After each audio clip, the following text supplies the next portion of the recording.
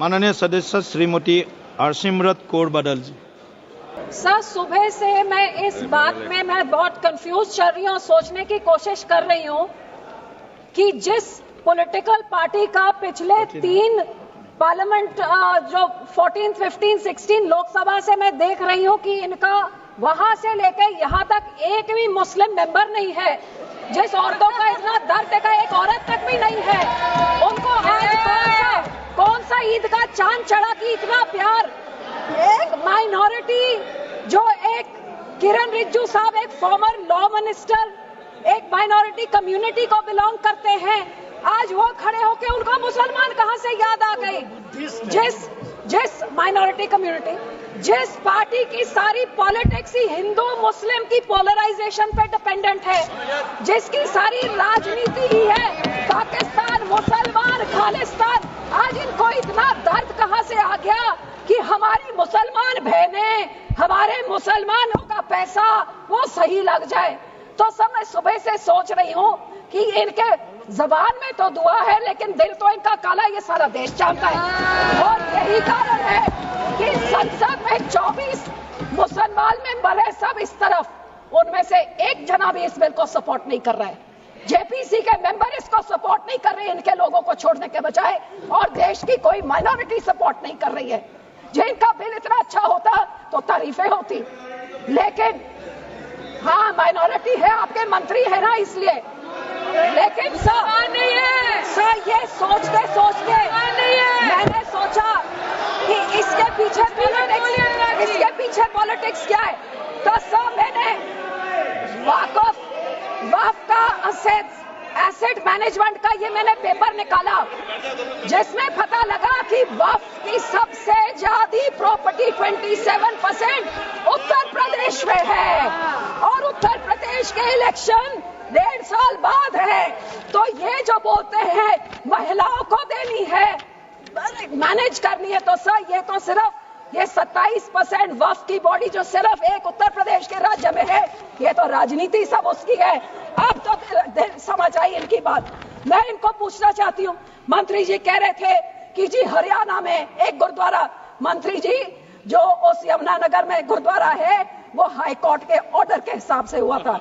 लेकिन मैं आपसे पूछना चाहती हूँ, बिल लेके आना है, माइनॉरिटीज का दर्द है, तो हम लोग तो सिख आर्टिकल 25B की हम उसके संशोधन कई सालों से मांग रहे हैं कि हम सिख हैं, हम हिंदू नहीं है, पर आप हमको हमारी आइडेंटिटी ने लेके आइए ना वो बिल, हम सब सपोर्ट करेंगे।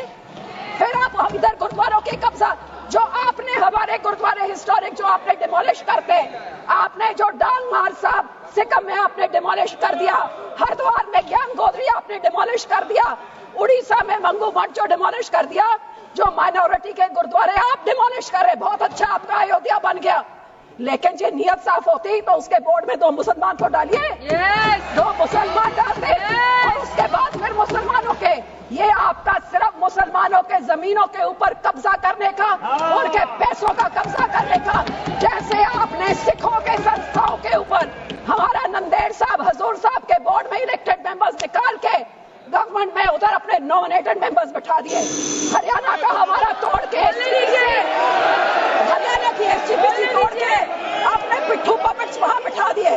पटना साहब में भी यही कहा, और अब हमारी एसजीपीसी में भी आप यही कर रहे हैं। सर आपकी ये काली बुलडोजर वाली राजनीति, डिवाइड एंड रूल, अब मुसलमानों को इन बिचारों भी शिया सुन्नी आका खान अब उसमें डिवाइड कर रहे हैं। ऐसे काबू नहीं करते, ऐसे टुकड़े टुकड़े करें, टुकड़े टुकड़े गैंग तो आप हैं सर, हर माइनॉरिटी के टुकड़े टुकड़े, कभी मुसलमानों के, कभी सिखों के, और ये आपकी जो गंदी राजनीति है। आप ये इतना सोच लीजिए सर 2 मिनट कि जैसे जो हमारे गुरबानी में कहते हैं ना, जो आप बीजते हो वही आप भोगते हो। आज जितने इधर बैठे हैं इन सब के कोई ना कोई रिश्तेदार बाहर के देशों में भी हैं।